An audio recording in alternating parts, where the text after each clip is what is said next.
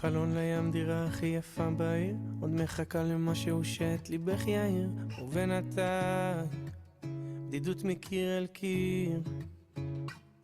ביום אחד את מחליטה שם לעזוב, רחוק לנסוע כדי להרגיש את הלב קרוב, מגיע לך כבר לאהוב. כמה חברים שצחקו לך, איך שוב ושוב הם מסבירים לך, את מחפשת דבר שלא קיים. מאחורי הגב אומרים את משוגעת, אבל בפנים אין שום ספק, את כבר יודעת בוודאי ישנו שם.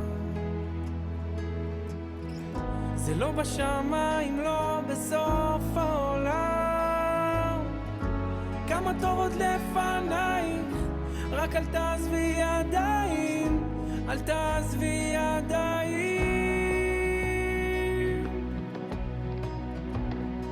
נכון שבלילות את מתבלבלת, סוגרת את הלב ושוב נופלת, והייאוש הולך ומתגבר. תדעי ששום דמעה שלך לא נאבדת, כל תפילה שלך פותחת איזו דלת. נשמה רוצה להשתחרר, בוודאי ישנו שם. זה לא בשמיים, לא בסוף העולם. כמה טוב עוד לפנייך, רק אל תעזבי ידיים, אל תעזבי ידיים. בוודאי ישנו שם. זה לא בשמיים, לא בסוף העולם. כמה טוב עוד לפנייך, רק אל תעזבי ידיים, אל תעזבי ידיים. רק מול האור אפשר לראות אותיות שנכתבו לך בדמעות. הן מספרות לך, הן מספרות, יש לך מקום.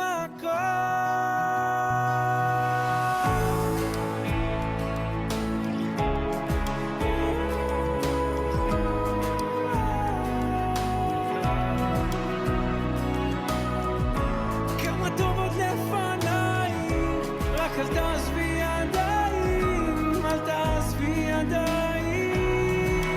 בוודאי ישנו שם. זה לא בשמיים, לא בסוף העולם.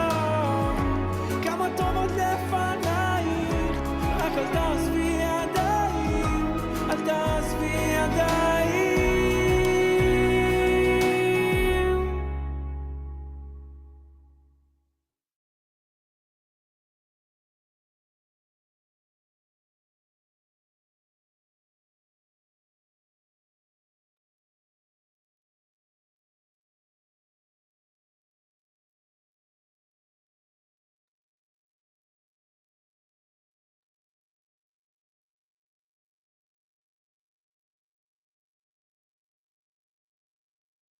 Hello and welcome everybody to our webinar this evening. Thank you for joining us. For those of you who are taking a lunch break, or for those who have been voting today in South Africa, thanks for joining us. We have a very, very interesting webinar up ahead with some fantastic panelists.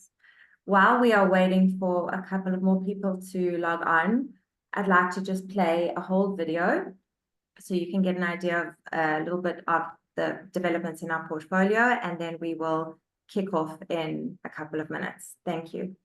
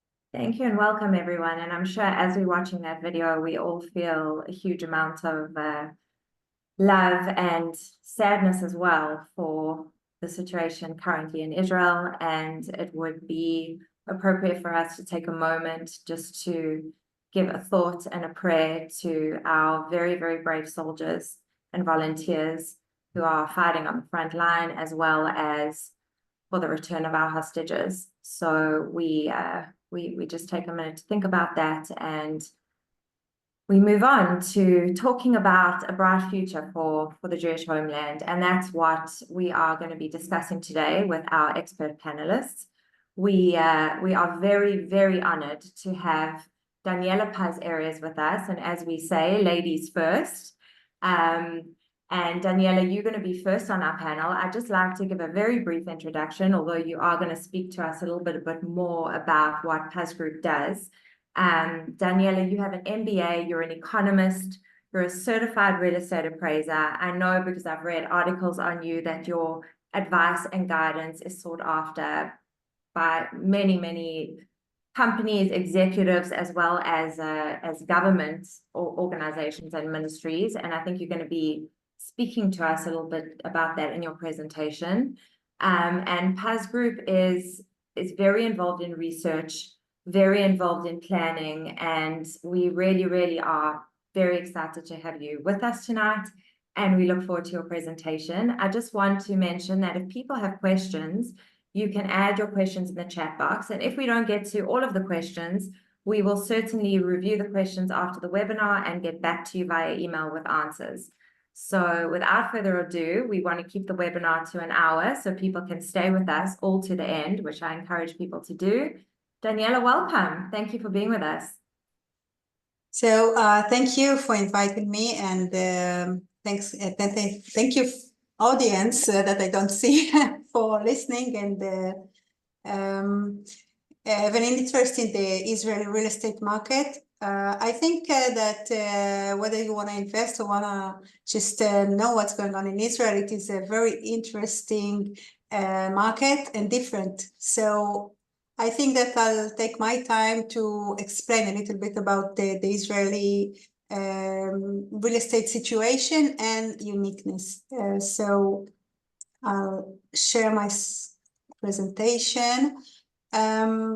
Just a few words. Nikki talked about what I do and Paz Group does, but I'll just say that we work both with the public and private sector. We are the leading Israeli real estate consulting firm, and I have more than 30 years of experience in the real estate industry in Israel. We are around 75 employees, and we work, we are planners, economists, appraisers, and engineers. And I think that most of the 15 last years, we are devoting part of our time to help the Israeli government with all the needed researches and work in order to help the residential market. And I'll focus on the residential market in Israel. It is a very unique market, and I just wanna, just a minute, here. I just wanna take you back to 95, 20 years ago, 30 years ago, and just let you know that in 95, we were 1.64 families in Israel, and we had 1.69 million apartments, meaning we had a surplus of almost 50,000 units. This is normal situation that we have an inventory. If a young couple or family looking for a house, they can choose from apartment all over the country. But in 2008, the situation was changed dramatically, 2.3 million families, but 2.23 million apartments. We had a deficit of more than 80,000 units. And I think that most of you remember what happened in 2008, Lehman Brothers, the financial crisis all over the world. And this situation find the Israeli market with a very bad situation of lack of inventory. The government worked very hard, and in 2014, this deficit just increased, and today or 2 years ago, increased even more. And Wow. why is that? Yeah, it is a very dramatic. Yeah, I think just starting with that will explain a little bit what is going on here in Israel. And I'll start with showing you a diagram or graph of the project completion and the groundbreaking. The completion is the real apartment that people can live in. But let us look at the linear line. The linear line shows the natural population growth in Israel. Israel is growing 2% every year. And this is something that we cannot see, not in the Western countries, and even in countries that grow very fast, we cannot find it. Israel growing 2% every year, and the demand for apartments grows as well. What you see here is that during the 90s, we had around 70,000, we completed around 70,000 units every year. The reason that we built so much was because we had 1 million immigrants from the Soviet Union, and we built, the Israeli government did a lot of work and plans in order to supply the needed housing for the people that came to Israel. But after a few years of very massive construction, the market lowered the amount of construction even under the natural growth. And in 2008, like you can see, it was at the bottom of the construction. Less than 30,000 units were constructed and completed. And since then, we are doing everything we can. We, meaning the government, the municipalities, the developers, all the ecosystem of real estate for residential in Israel is doing everything to supply the demand, and it is not enough. You see that we cannot go above the linear line of the growth, and that explains the problem that I showed, the diagram that we are in a growing lack of apartments. Why this industry defies all logic. And when you look at real estate around the world, everyone is expecting prices to drop, and this is exactly why it won't. Yeah, and I suppose that people that study the first lesson of economy knows that supply and demand or meeting supply with demand is first rule of prices, and that's what we can see here.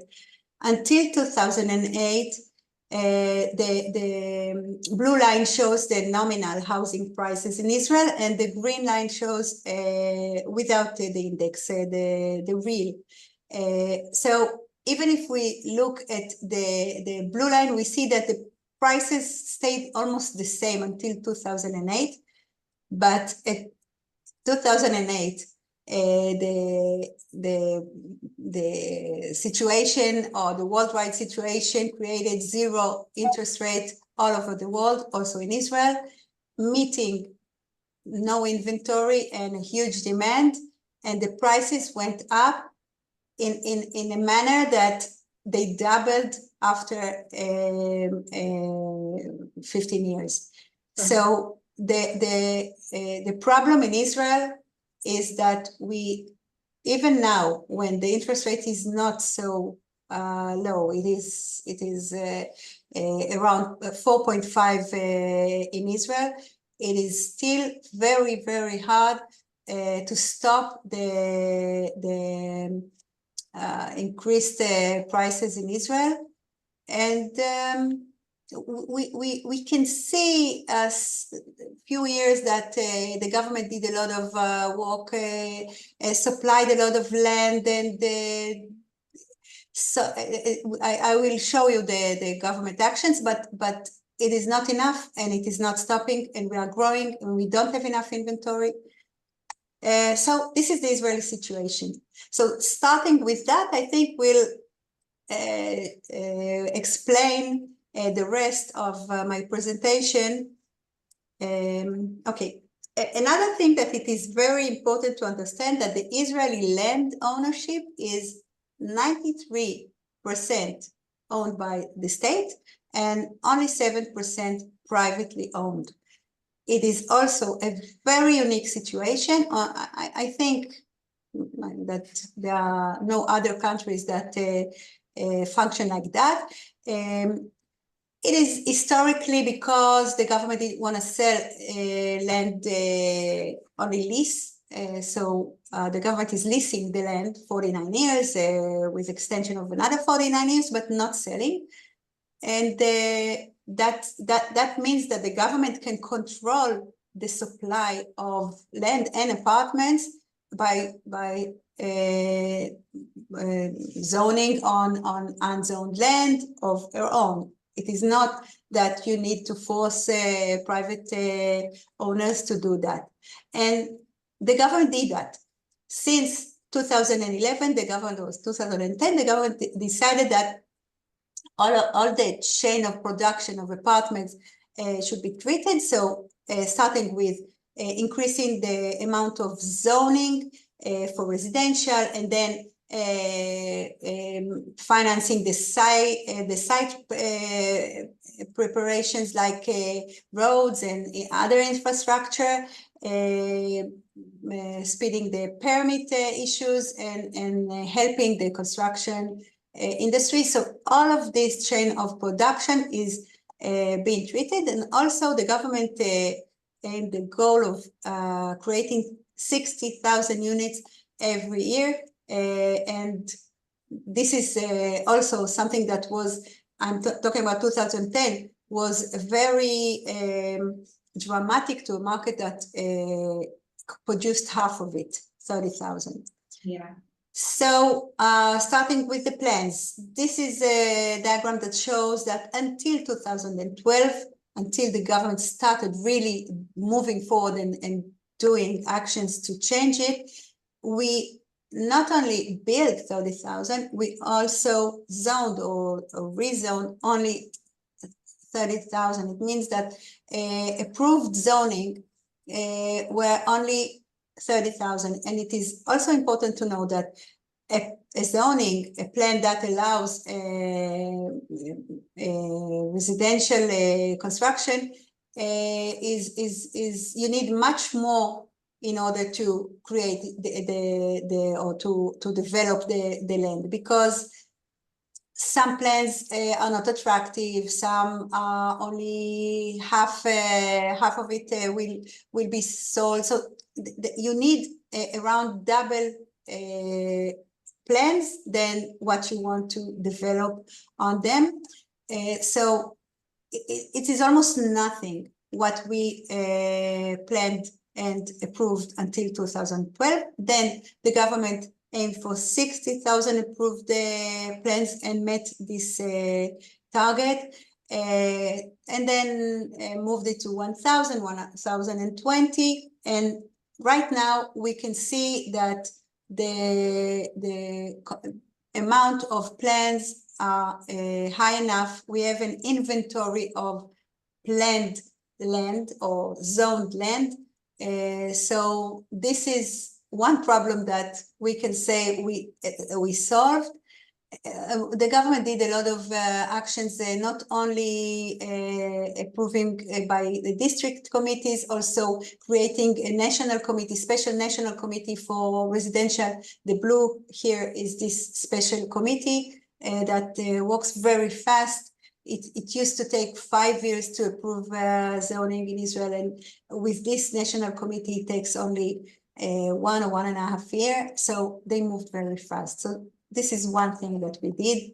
Another thing that the government did, it was, I think, around 2014 or 15, it was evacuation of the Israeli Defense Force, the IDF bases, from the center of the country.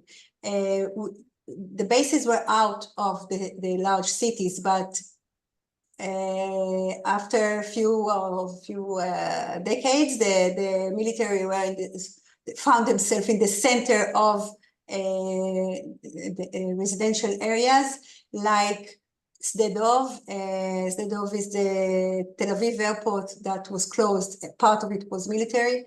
Sirkin, it's a huge base in Petah Tikva. Tel HaShomer, a huge base in between Kiryat Ona and Or Yehuda. Tzrifin, huge base in near Rishon LeZion, and so on. The government decided to move all of these bases to the south and the north, most of it to the south.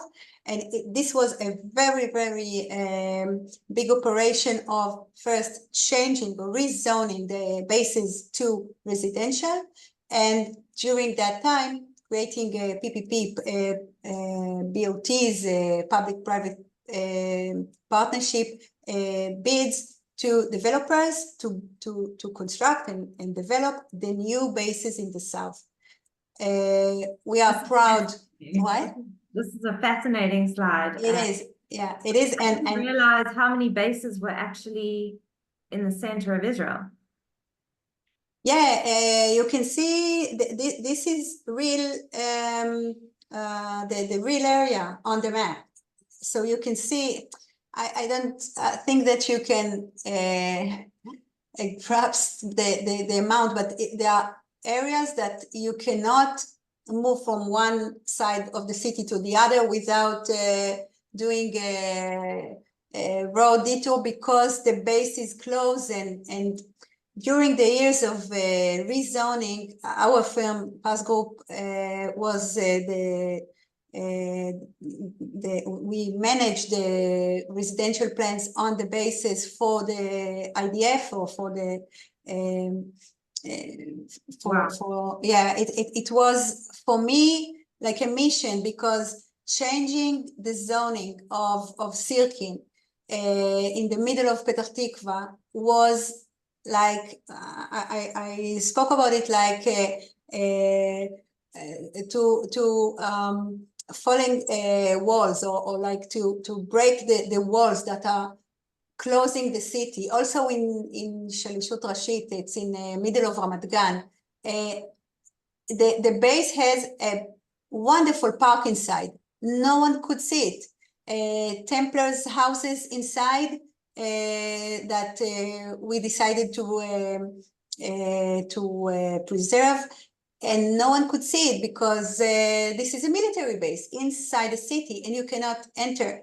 And now when this base will be evacuated and the people, the walls will fall, and the people of Ramat Gan and also Bnei Brak near will walk there and see all the new building, the nice buildings, all the buildings there in the park will be wonderful. You can see something like that today in Tel Aviv, in Sarona. The same thing happened there. Yeah. Can you imagine walls there? But it was like 15 years from now, it was a military base inside Tel Aviv. The walls fell, the gardens and the nice houses there, or the historic houses for the public, it is wonderful. So this is something that we did, and around 100,000 units are going to be built on the bases. Part of it is already occupied, already developed, and people live there in Tzrifin. Part of Tzrifin is is a neighbor called Narkisim, a neighborhood, residential neighborhood today. So this is one thing, and there are more government actions that were done, like creating a linkage between residential neighborhoods and financing the roads or budgeting the roads, and by that allowing neighborhoods to grow and get the transportation needed. Nikki, I offered the next webinar to talk about the metro, the Israeli metro. Yes. We don't have metro, and we are growing, and we need to have mass transportation. So in Israel, like in Israel, you're not doing something small, you're doing huge. The huge transportation metro plan that is right now on the table will have 109 metro station. It is 150 kilometers under the ground for metro that we don't have yet. And it is under existing cities, existing neighborhoods. Good luck to us. But a huge opportunity for developers and people that want to invest in Israel. But this is a separate lecture that I can talk about the places that the metro is going to be, and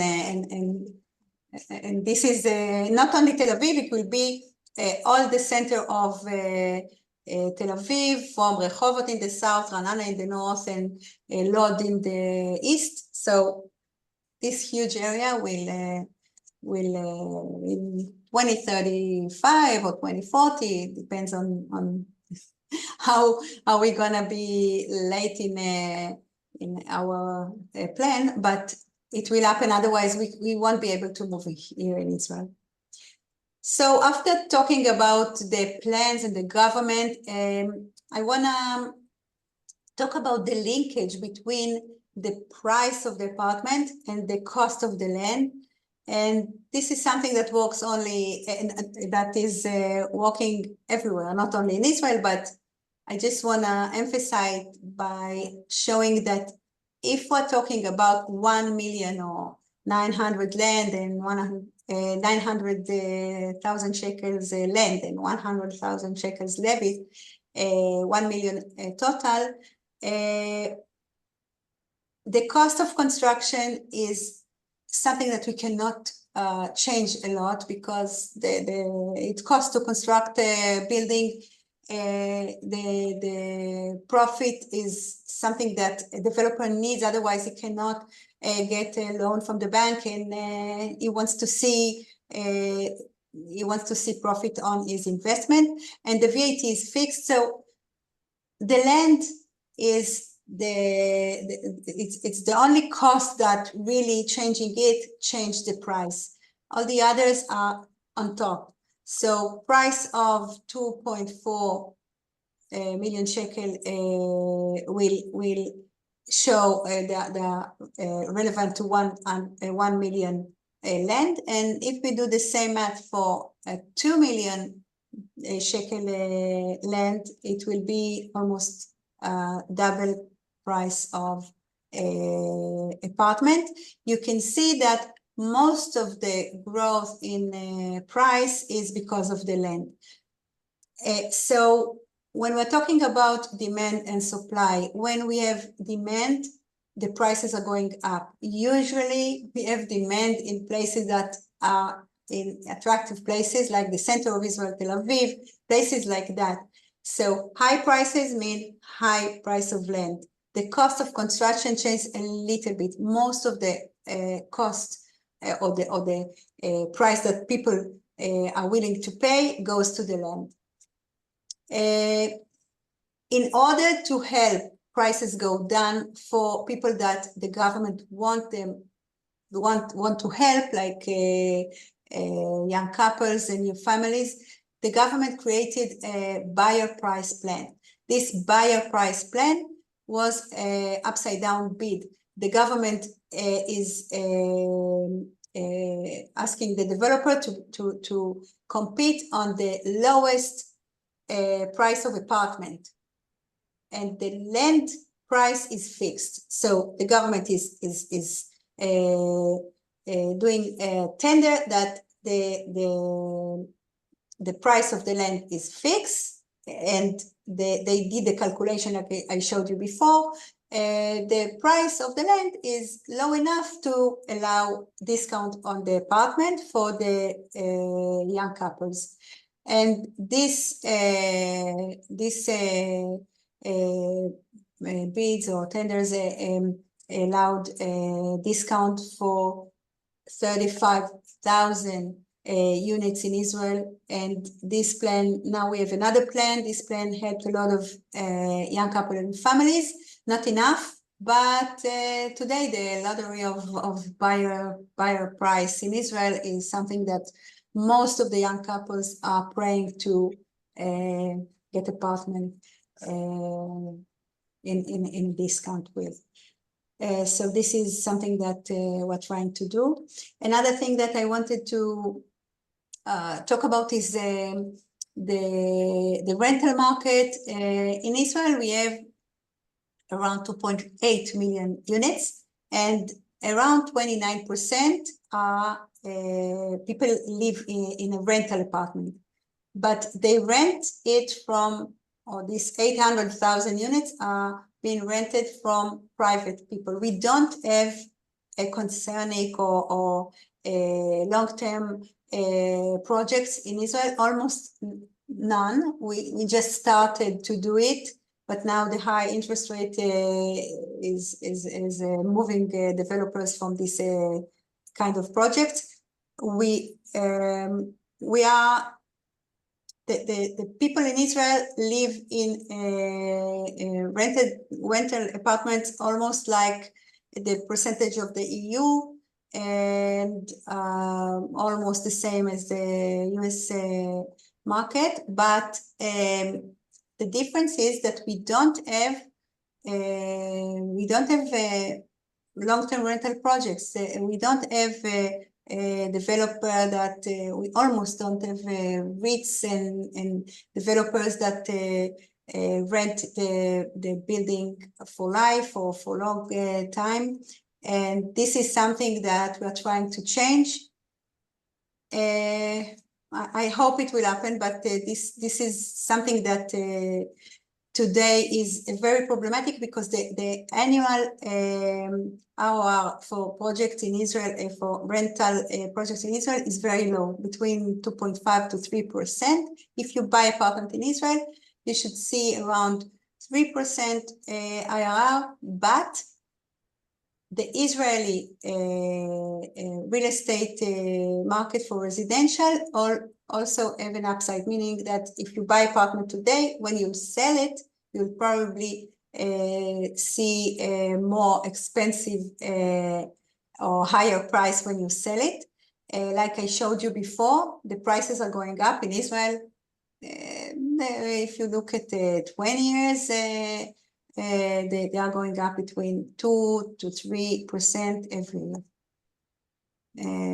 Another aspect in the Israeli market that is very unique is that most of the Israeli cities were built in the 50s and 60s when the country was started, and they are very old today. We are celebrating our 76th birthday, so these houses are more than 70 years old, and we built them in a very quick way without regulations of earthquake. They are not. They don't have shelters for bombs, and these are things that not only the houses or the buildings are not maintained enough, but also dangerous. So the government also did a pinui binui, meaning raise and rebuild projects and a lot of tax discount and other actions to help this market attract developers to convince and sign people that live in old buildings to get a new apartment instead of the old one. And to allow this, we see a lot of building rights that are being given to these developers between 3 times to 4 times the amount of apartments that are existed in every place that this plan is approved. We have a lot of old buildings, around 800,000. If we're talking about 3 times or 4 times, you can see that we can have a lot of solutions for residential in the old cities or in the existing cities. And I just spoke today in a convention in Jerusalem of Raise and Rebuild. It was more than 1,000 people, developers and municipalities that came, because this is the hottest topic for residential in Israel today. So to sum what I said, I think that you can understand that the demand for residential unit in Israel is, I cannot see a solution in the next few or 10 or 20 years. So we have a demand. We don't have another place for Israelis and Jews, and we are rising 2% every year. And the government is doing actions and support. Right now, as you can understand, we are in a war and the government is dealing other things, but we have a lot of actions that were done, and we can see the effect today. And I think that the market is diversified. We have urban regeneration, long-term rental, and I didn't speak of other solutions, but there are other aspects that can be addressed by the government as solutions for residential, for students, and all their population. I'm not going to talk because my time is up, but the construction capabilities of Israel are up to 70,000 units every year, and we are at our we need to increase the capabilities, and the government is working on that. Now we have a problem because we don't have workers. Most of the construction projects worked with Palestinians, and today we cannot get this solution. So a lot of challenges, and also the time it takes to construct is something that we need to address. But instead of beside these two that we are still coping with, all the others we can see a lot of action in it. And Nikki, I think that if we look at Israel today in comparison to when we started, 48, we see that we grew more than 10 times. We are 9 million today, and we are still having a lot of kids. Yeah, and yeah, there are a lot of new units, 2.48. We were only 200,000 units when we started. The density now is, we are dense, okay, but dense. And most of the country is not high rise. Like I said, a lot of what is built was constructed the beginning. But if we look at our 150th birthday, 75 years from now, and this, I'm optimistic. I really believe that we'll get there. I think that we will be a lot of people, and we will be the densest country in the world. Amazing. Yeah, well, That's I won't be here, so I don't know. That's a great slide, and Daniela, that was a fascinating presentation, and we will definitely, I learned so much, and I'm sure people who are watching learned so much. We have many people from around the world who've joined us, and are thinking of investing. So I guess my parting question to you would be, if you had to invest, where would you look to invest? Would it be Pinoi or Binoi? What would your advice be? I think that not under the light. I think that looking at Israel, you can see that opportunities are not going to stay only in the center of the country. I think that investing now in Israel, if you don't want to leave, you just want to invest for the future, find the place that is not at Tel Aviv or Bat Yam, second, third, fourth ring. I think that looking at the military bases, look at where they are moving to, because a lot of employers, it's not only soldiers, there are also a lot of people that come to work, and usually it is not only the base, it's the base, and then you see an industrial area nearby, you see a lot of commercial. So these places in Be'er Sheva, in Ramle, are places to look at, and also look where the mass transportation is going to move to, or the new stations in the next 10-15 years, and buy there. Buy urban renewal or old apartment, it's okay, because it's going to be rebuilt, especially if it's near the new mass transportation station. Yeah, Amazing. that's my opinion. Thank you, Daniela. And I know you have to leave because you have somewhere else to be. We so appreciate your time and your information. We look forward to inviting you back to hear more about the metro station and the exciting projects that you're doing. Thank you so much. I'm practicing my English, so for me it's great. Very good. Thank you, Daniela. Thank you. Thank you. Bye-bye. Thanks. Thank Okay. you.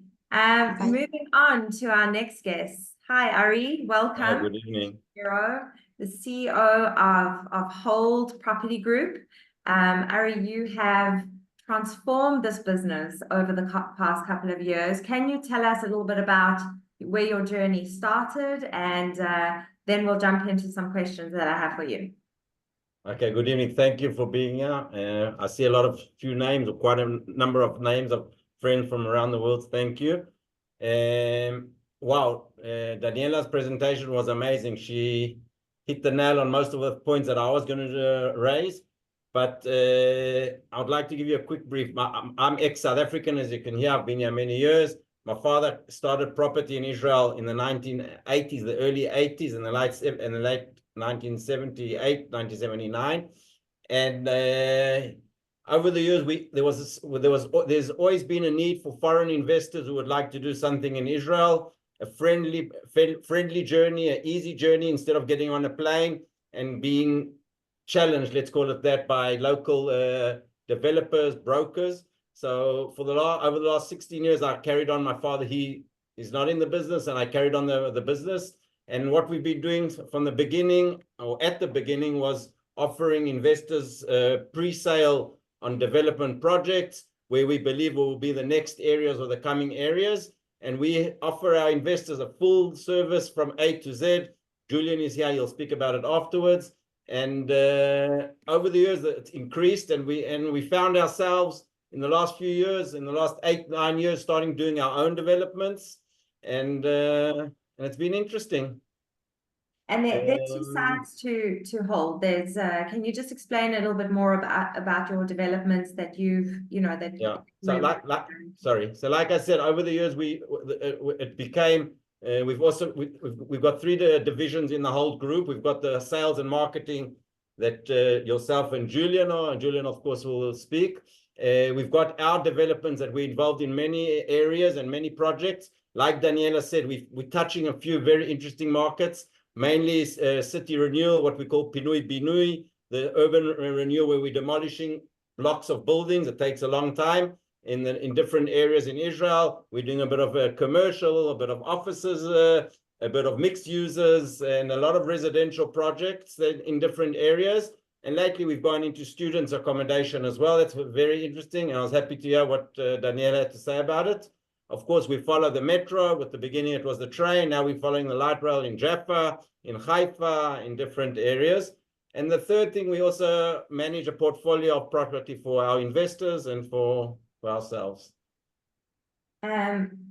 Definitely some interesting stuff coming up and out of the box type of real estate that Hold's getting involved in. After seeing Daniela's presentation, can you give us your perspective on what's happening in the market, specifically around what you've seen over the past couple of months, and just share your views for where you see the future going? I know you don't have a crystal ball, but from your perspective. Exactly. So of course it's no binding what I say, and I don't take responsibility. Of course, we're seeing a very, very current situation challenging. There's a few vectors that are influencing it very strongly. Of course, the political and the security issues we're having around the country here, that it's not looking where it's coming to an end. It's been going on for 8 months. The high interest rates, the world crisis, financial crisis. Saying all that, the prices surprisingly, like Daniela said, and she hit the nail on the head exactly. There's a big shortage and of supply, let's call it this. And the prices, even we're finding it in the last few months, the prices have been raising. You know, when Daniela said 2-3%, that's on average in Israel. We're finding places where the prices, it's actually very, for us it's good, but I mean, unfortunately, people are taking the ride, and the price are continuing to go up. Even with very high inflation rates, there's many systems that the bank systems and are offering developers and mainly buyers to delay their payments. You could buy an apartment today with putting down a very small amount. Like I say, so that another thing that we feel that's happened because of the construction delays, like Daniela said, shortage of Palestinian employees. The builders in Israel, the building market is dependent 89% or 90% on Palestinian employees. And since the October, the borders have been closed, or the entrance to Israel have been closed. And since then, it's been a big shortage. So most of the sites have stopped working. We're lucky in our sites that we're developing, we've had luck. And that pushes up the prices, of course. There's a lot of Chinese coming into work now, Africans, Indians, and also what's going on with Turkey, that they put an embargo on exporting to Israel. So it's challenging. That's the current market. Where it's going, who knows where it's going, but I still see, because of the high demand and the shortage and the Israeli growth, like Daniela mentioned, the growth of 2% a year and a strong population, a lot of immigrants coming, and what's going on in the world, we all know, we all see people are more and more wanting to have something, a peace of mind in Israel. And it's been interesting, and we've got a good team that runs. Just coming in, Nikki, I think, just touching on that point, Ari, what we've seen on the sales and the marketing side, over the last 8 months, is that, excuse me, that foreign buyers are making much quicker decisions now to buy property in Israel. In the past, people were thinking about it, they were planning to do it. But over the last 6 to 8 months, people are actually making decisions and are purchasing properties here in Israel. And very importantly, I think, it's not necessarily where they intend living. It's just to know that they've got something in Israel, they've purchased, and then they feel they can sleep easier at night. Unfortunately, the anti-Semitism around the world is driving this as well. So there has been that increased demand on our side as well. I agree. We see it in a lot of our projects where we sell to Israel, mainly Israeli buyers. Suddenly the investors are from abroad are opening their eyes and looking at very interesting or very specific projects with vanilla to it. Yeah. Sure, very, very interesting. Ari, I want to end with one more question, and then we're going to move on to Sidney from Mizrahi Bank. What advice would you give to people who are listening to mitigate their risks? You've been in the industry for a very long time. You've helped many foreign buyers and investors invest in Israel. Some have invested in more than one property with you. What are your key take home value points for people listening tonight who are thinking about embarking on this journey? I think the most important, like anything in business, is the people who you're dealing with. You must know the people, must trust the people. It's a long process. It's not a commodity that you go in and buy. It's a process. Even if it's on plan, I mean, if it's on plan, it's 3 to 4 years. Then you have to have somebody to run it. So it's all about the team, the people, the after service. And I don't want to speak about the team about tonight, but we've got good people and dedicated and very good team are running their investors, looking after their investor, a legal team, a financial team, engineering, a home management company. So that's very important. And the second thing is location. I'm not saying location is, like Daniela said, only the heart of Tel Aviv or Jerusalem, but to look in a long run. And it's also very important to understand what Daniela said. The Israeli market is not a return on investment market or ROI. It's not like American market where you get higher yields. It's all about capital appreciation, getting in when in the right area, looking ahead and walk the cycle. Of course, you have to have a good investment. We're not here to help. We have to, of course, we have to service our customers, but it's got to be a good investment. And I think that's the most three important things: is a good investment, good team, and location.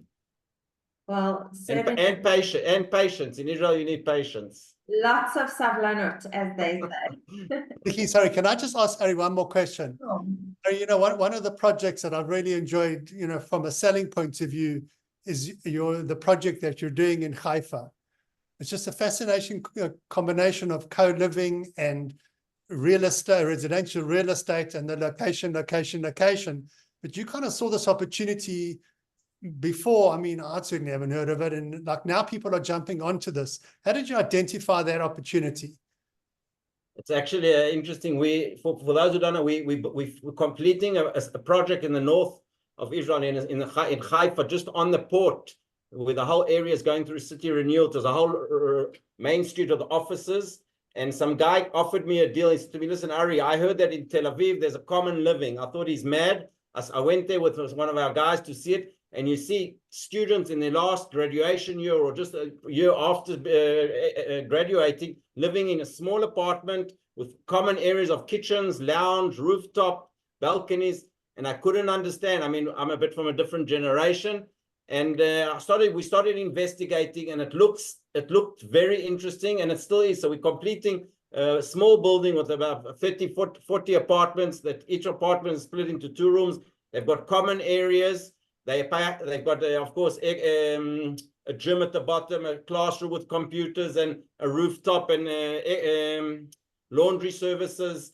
And it's looking very interesting, because I think the generation today and the youngsters want to be much more social and much more. It's a co-living model that exists in America and in other places. And we already got registration, because, like I said, we plan to open it, if everything will be right with what's going on here in September, October, and the returns also look higher. So who knows? Interesting. Well done. I think Thanks. it's particularly relevant for many students who are choosing to come to Israel to study as well. It's got that, it's like hits the sweet spot between the social, it's affordable, it's positioned correctly. So very, very exciting stuff, Ari. Thank you so much for your time. Thank you. Good luck, and thank you for having me here. Thank you. And I'm sure if people have questions, they can send them to us, and you'll welcome. Moving on, because I'm trying to keep to the time. I know that we may run a little bit over, but I'd like to introduce Sidney Lyons. Hi, Sidney. How are you? Hi, good evening, Nikki. How are you? Good. Thank you for waiting so patiently. Sidney, you are, I believe, one of the only Israeli bankers that hands out their personal cell phone number to everybody. And Holt has been working with you for a couple of years. And, you know, we just really appreciate the relationship and appreciate your time. Just to give a little bit of background before you begin, and I'm sure you'll speak a little bit more about yourself. Sidney, you were born in London before making Aliyah, and you've been with Mizrahi Tefahot Bank for over 30 years.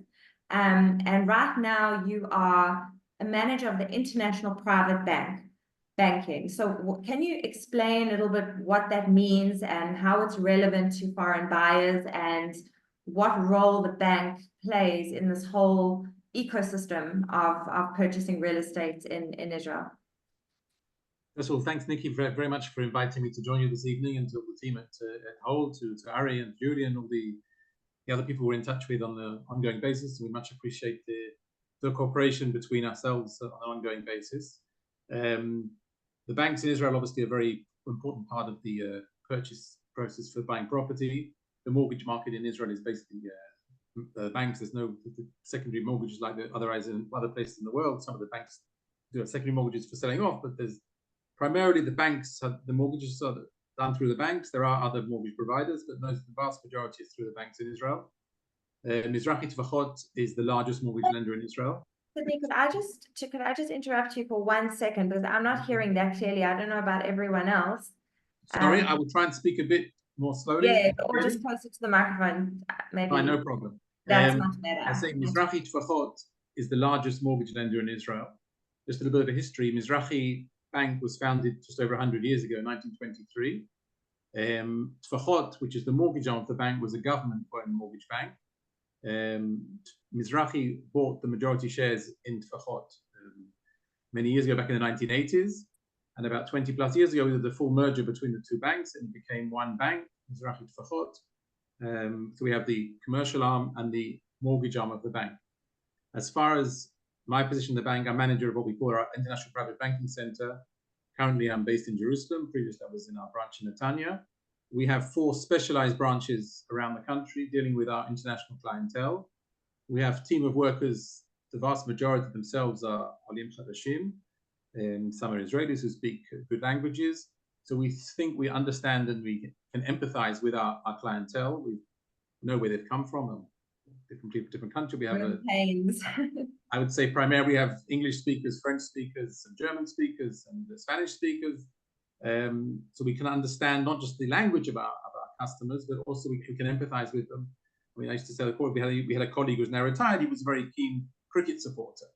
And to the average Israeli, cricket is not really an issue. But when you speak to clientele around the world, especially South Africans and Australians and English, when you can talk about cricket, it's something you can relate to and speak to. Even I can't talk about cricket, Sidney. I know nothing. Thank you, but a lot of our customers are interested. So we think we have a team that, and the bank has certainly put a stress on dealing with our international clientele. We have 4 branches that specialize in international clientele. We have another additional 20 or so branches which also deal with international clientele. Not all the branches in the bank, all the banks around the country are authorized to deal with international clients because of international, all the cross-border issues and the Bank of Israel regulations. The banks have taken a stand that they should try and have certain branches that have a speciality dealing with international clientele, whether it's opening the accounts, we're dealing with incoming wires from overseas. So we have certain branches are not authorized to open accounts for clients around the world. We concentrate in a number of, I say, about 20 or 5 branches around the country. I just wanted to share with you a few statistics that I thought would be interesting. I don't want to make a big talk. We have plenty of time is. No, we're very interested to hear. But I just thought we'd just share with you a few statistics from around the world, just especially it's relevant to time and also that our previous speakers are related to. Let's start now with the slide. 1 second. The slide when I go there. Yeah, just a few figures about the world's Jewish population today, as published by the Jewish Agency at the beginning of this Jewish year. There are roughly 15 million Jews around in the world today. The largest Jewish community being in Israel is 7.2 million. Then after that, the 10 largest communities of the USA, France, Canada, England, Argentina, Russia, Germany, Australia, and Brazil. We've seen demographics change, obviously, since the Second World War and the Shoah and movement of Jews around the world. Israel now is the largest Jewish community in the world, not yet. The majority of Jews in Israel. The Yirtzeh Hashem, that will happen as well one day. We see a trend, as the previous speakers have spoken. Daniela was a very interesting speaker. And as Ari has spoken, more and more people are showing interest in buying property in Israel as an investment, and some also considering making Aliyah and moving to Israel. And I'm sure those trends in the coming years will see a change in this population. I would think that we'll see a larger more larger proportion of Jews around the world will be living in Israel. As far as buying property in Israel, and as far as the banking input goes to, there are certain regulations which are very important to buyers in Israel. The Bank of Israel limits the loan to value for foreign investors, and also for foreign investors, and also for Israelis who are buying additional properties, to 50%. So one has to bring 50% capital into the purchase. We can only give it up to maximum of 50% loan to value of the property. Loans in Israel over the years have grown as well. It used to be 20 years, it used to be 25 years. Now we can give 30 years, sometimes even a bit more. One of the guidelines that we have in the Bank of Israel, that by the age of 80, one should finish off paying the loan. So 160, the maximum time, as a rule, will be able to give you a 20-year loan accordingly. There are a whole variation of different types of loans that the banks give, whether it's fixed interest, variable interest, which will be linked to the Israeli prime rate. As I think Daniel rated it, the Israeli prime rate has gone up substantially over the last couple of years. The prime rate in the bank now is currently 6%. A couple of years ago it was 1.6%, so it's gone up substantially. So all loans that are related to the Israeli prime rate have gone up. The outlook is that rates will start going down. They have gone down once this year. We were at 6.225. They've now gone down to 6%. But because of the current situation, the Bank of Israel yesterday gave an announcement that it will not be reducing interest rates this month. We'll have to wait for next announcement whether the macroeconomic conditions will change that will allow it to reduce interest rates. We can give mortgages with a fixed interest rate. We have some that are variable, but they change every every few years. The bank be fixed for 5 years and then will change. They can also be linked to different sort of bonds on the market. We also offer mortgages which are linked to the US dollar or linked to the euro. And any mortgage can be a combination. One doesn't have to take the full mortgage with fixed interest or the full rate with linked to the dollar. There are certain regulations, some relate more to Israelis, some relate to foreign investors. But as a rule, no one will take the full 100% of the mortgage on one track. There will be a combination of some will be fixed, some will be variable, and there are certain regulations of the Bank of Israel as to what proportion one can take with variable interest. Those who are looking to buy a mortgage can approach the bank directly or through using different advisors to take and receive a mortgage. In addition to the mortgage, which is obviously a very important part of the banking in Israel, we give a full range of banking services to our clientele, multi-purpose and multi-currency current accounts, investment accounts. We can give loans at very different times. The bank obviously can provide different services for credit cards, checkbooks, whereas credit cards in Israel work slightly differently to how credit works overseas. They're more like deferred debit cards, where once a month, the full amount of the card will be debited to one's current account.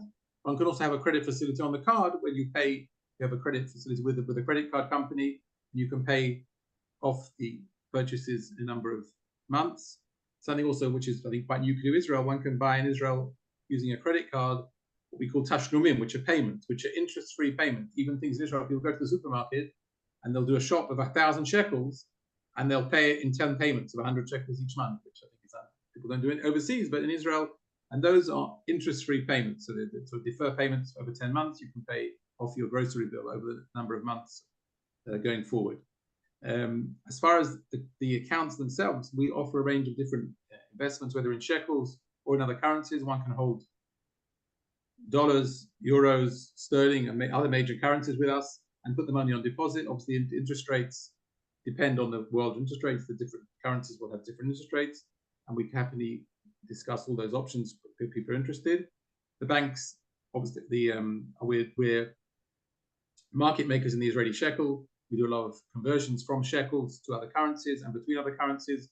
We can give competitive rates compared to other providers, and it's always good, I think, to check with the banks, and if one is considering another provider, to check what rates the bank can give. The bank is happy to do it. Also cuts down some compliance issues. One has to use one provider. It doesn't have to use three providers. One gets all under the same roof and with the same personal banker. We allocate our customers a personal banker who can give the service they're in touch with. We have communication through our website. We have a secure chat, which enables customers to be in touch with the bank, whether they are in the world, whether it's in Australia, where they finish their day when we're just starting, or whether it's in the United States, when we finished today, they haven't woken up yet, certainly on the West Coast. We have a secure chat through our website. Our commitment is to answer you within a day. So if you have something you want to do, you can write to your banker through the website. You'll see a picture of your banker on the website. You can say, please do this or that, whether it's converting funds, transferring funds, making a payment to the seller of the apartment, or the builder who is building the apartment. And all those things can be done online. Certain transactions we can do based on conversation with the customer through chat. If it's a larger amount, we'll always call back just to confirm the details with the customer and make those transactions. We have a multi-currency website. I'd say the Hebrew is the main language on the website, and is more comprehensive. But one can follow one's bank account in English on the website and do certain transactions on the website. You can follow all the transactions, whether it's in shekels or dollars or another Asian currency. Sidney, could I just ask a question? Because I think for many people looking to invest, their questions like, could I open up a bank account remotely? How easy is it to transfer money? So I'll relate to both those questions. Obviously, our preferred option is always to meet our customers. If we're coming to Israel, to open face-to-face, so we can do so we know who the customers are, as far as I know your customers, as we're required to do, and also as far as the customer knows who they're dealing with. They're not dealing with just with a website or an obsolete object. We want them to understand who they're speaking with, introduce them to the banker. Having said that, we know not all our customers are coming to Israel. We do have the option, if they have an attorney or an agent in Israel who can represent them, and they provide us with the power. They provide them with the power of attorney, which needs to be authorized overseas, either with an apostille, with a notary and apostille, or through the Israeli consulate. They can sign certain papers overseas and then nominate somebody in Israel to deal with the additional paperwork as their power of attorney in Israel, and open the account in Israel, and also deal with their mortgage in Israel, whether it's often would be I think, just if I can come in there, Sidney, one of the experience, my experience with Mizrahi Bank over the last couple of years is they are, very, very understanding of foreigners that need to open up bank accounts here in Israel remotely. So they really do understand the process. We've worked very closely with them. We've opened up close to 150 bank accounts over the last couple of years. And Mizrahi have been very accommodating in getting them opened remotely through lawyers here in Israel. And the same applies for mortgages. So I would say a fair percentage, probably more than 50% of our investors haven't actually been to Israel to do the transaction. They come here more for holidays. Thanks so much, Julian. And the other thing that Nikki raised was bringing funds into Israel. I know that there's all sorts of scary stories out of the market, but we help hold our hands of our clients bringing in money to Israel. Obviously, compliance is a key issue. Obviously, all the money needs to be kosher. And sometimes the process is a bit more complicated, depending on where the money is coming from and what the structure of the investor is using. It's obviously much easier when one sends from a personal account, individual account, or joint account overseas from the country that the person is resident into their Israeli account is the easiest option with it. But we have people who use trusts overseas and use companies overseas, and you have offshore accounts. We know how to do all those things. Sometimes the questions we may ask or the paperwork we may require will be a bit more comprehensive. But the bank wants to understand where the funds are coming from, what the source of funds are. And some people say, what do I need to provide the bank in order to show the source of funds? And I've got no given answer. It depends on the circumstances. If somebody sold a property in London and they have a contract that they've sold the property in London, we can understand where the source of funds come. If someone's likewise in the States, or if it's in South Africa or Australia, if someone's built up assets over 20, 30 years, then obviously that we want to understand where the assets have been built up from. If they've had a property business, if they've been selling a clothes business, or they've had various shops around the world. And therefore, we need to understand where the customers are coming from. Sometimes a tax return is sufficient to provide with us. Sometimes a letter from one's accountant is sufficient. So every case is a bit different, but we need to be able to understand where the source of funding from. We're not trying to. We're not the police. We're not making. Give everyone your number. That's what we're going to do. We're going to share. We're going to share your details with everyone, and certainly the banking side of purchasing is pretty complex and in depth and very individualized. So we appreciate you coming online and sharing just a very high level overview of some of the things people should be aware of, and we will definitely maybe do a follow-up of you know, more detailed type of questions. Sidney, what do you think about people, you know, people who are sort of sitting on the fence at the moment about buying in Israel? What are you seeing? What's your... No, I'm not a prophet. If I was a prophet, I wouldn't be working in the bank. But as I think, as Ari said, and also Daniela mentioned earlier, we've seen the trend in Israeli prices over the last year, and we've seen recently, especially in Jerusalem, some properties being sold at record prices in the last few months.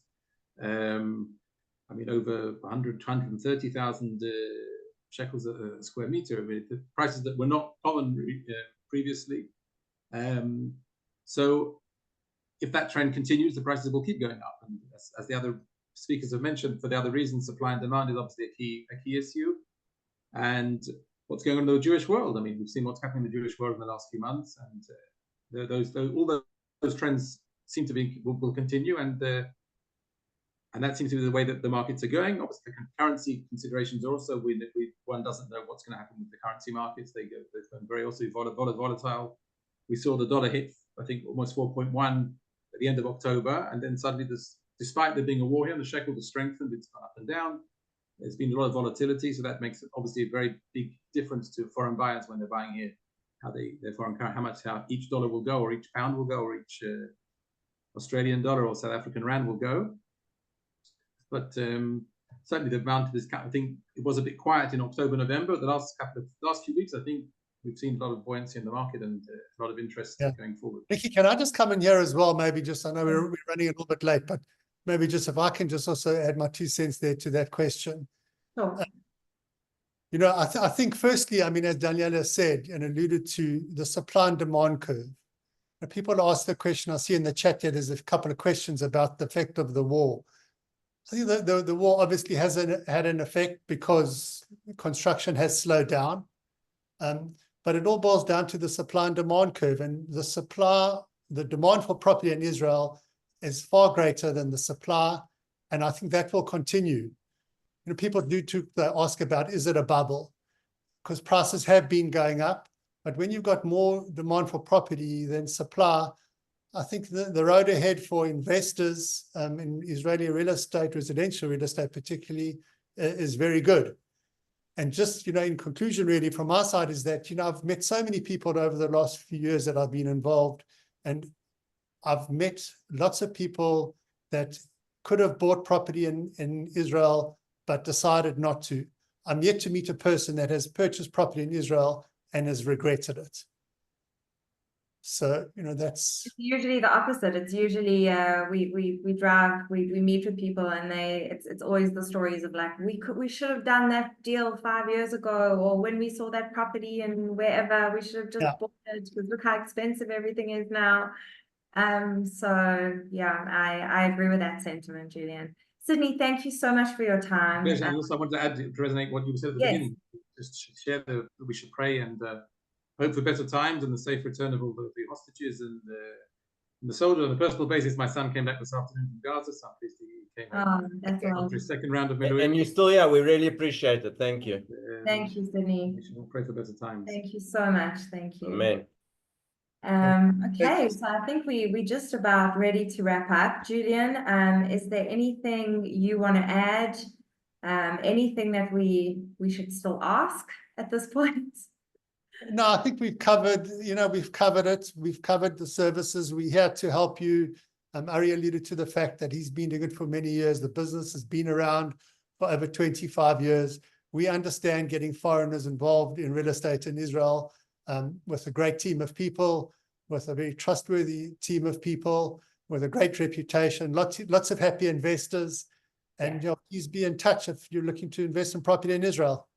I think just on that note about having a great team of people, I just want to give a shout out to 2 new members of our sales team. We've got Ronit Shapiro in Miami, who's joined us, and she's going to be doing some fantastic work there. And Jeremy Diamond, who's just made Aliyah from South Africa and is going to be dealing with international sales as well. So welcome on board. So there are many hands on deck. And I think just one of the things that, we didn't really touch on, but, perhaps that's for another time, is the importance of, transparency throughout the process, and, having transparency on the costs and having transparency on the timelines. And that's quite an important point for many people, just if they are dealing with if they're in the middle of negotiating deals or whatever, just making sure that you have that visibility all the way to the end, because sometimes surprises can happen. So I know that's one of the things we do right up front, Julian, with our clients, is a cash flow with all the costs. So with that, I'm going to bring this webinar to a close. I'd like to thank everyone for joining. For those who couldn't join, and we did get quite a few emails of people who could not join us, there will be a recording which will be sent out within the next 24 hours. Please feel free to share it with your friends. And as I say, it all starts with a conversation. So if you would like to have a conversation with us, I will include a Calendly link in the email that we send out to you.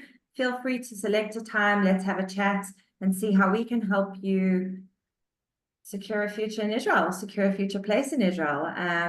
Again, just thank you for joining us. Thank you to Dan on the back end for making things so seamless and smooth. And we're just going to play out with our video. Thank you for joining us, and good evening. Thank you, everybody.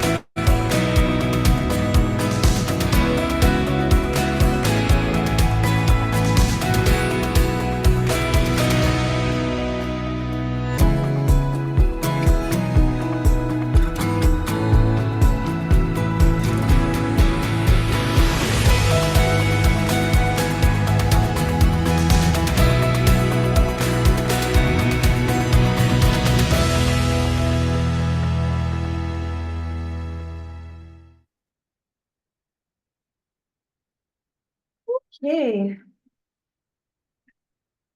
That was fun.